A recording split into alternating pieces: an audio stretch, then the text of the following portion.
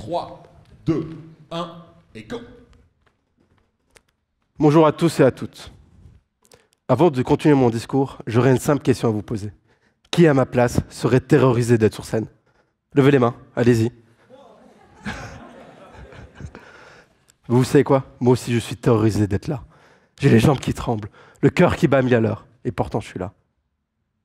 Mais il y a quelques années, j'aurais même pas pensé à m'inscrire à ce concours. J'aurais même pas pensé à cliquer sur ce lien. Il y a quelques années, j'aurais même été terrifié à parler à l'un seul d'entre vous, des inconnus, pensais-je. Et donc, aujourd'hui, je vais raconter une histoire.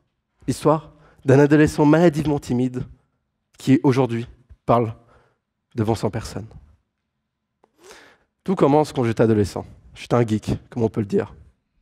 Je passais la journée sur mon ordinateur, à jouer avec mes amis en ligne. Mais au fond de moi, je savais que je voulais quelque chose de plus. Je savais que je voulais évoluer.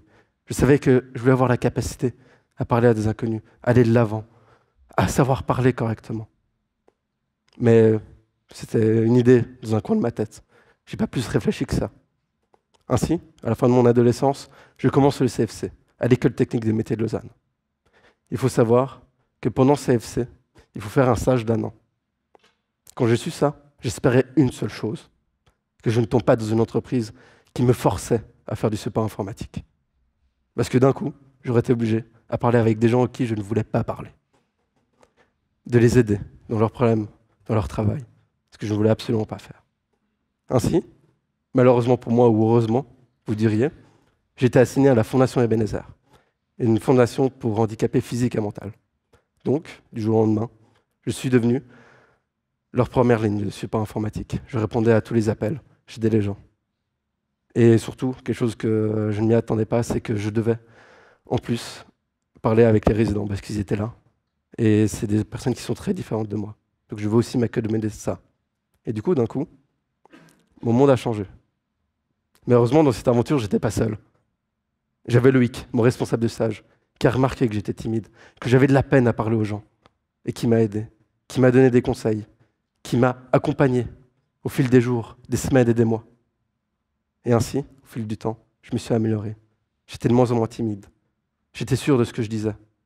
Quand d'un coup un utilisateur ne comprenait pas pourquoi je lui enlevais son imprimante qu'il avait depuis 20 ans, et que je devais être sûr que, en effet, faut le faire, c'est une décision de la direction, et que je devais être sûr de ce que je disais, être certain, et ne pas faiblir devant la parole. Ainsi, au bout d'un moment, j'ai eu de plus en plus confiance. Mon stage se passe, j'ai un second stage, mais cette fois pas en support informatique. Mais l'aventure n'est pas terminée, parce que je sens que j'ai encore de la peine à interagir avec les gens dans la rue. J'ai de la peine à leur poser des questions. J'ai de la peine à dire quand quelque chose ne me plaît pas. Et ainsi, je me suis fait violence.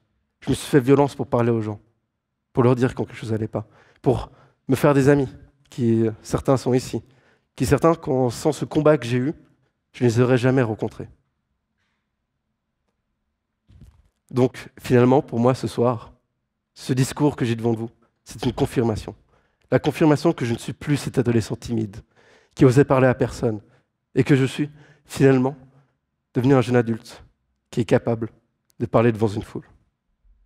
Donc, mesdames et messieurs, merci beaucoup pour m'avoir écouté, et bonne soirée. Hugo, qué hermano, bravo!